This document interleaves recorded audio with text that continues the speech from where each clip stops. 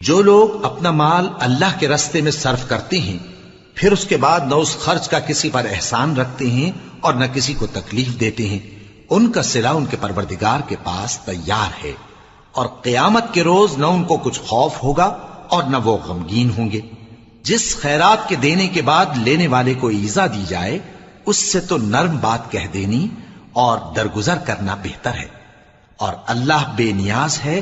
بردبار ہے۔ مومنوں، اپنے صدقات و خیرات احسان رکھنے اور ایذا دینے سے اس شخص کی طرح برباد نہ کر دینا جو لوگوں کو دکھاوے کے لیے مال خرچ کرتا ہے اور اللہ اور روز آخر پر ایمان نہیں رکھتا، تو اس کے مال کی مثال اس چٹان کی سی ہے جس پر تھوڑی سی مٹی پڑی ہو اور اس پر زور کا مے برس کر اسے صاف کر ڈالے۔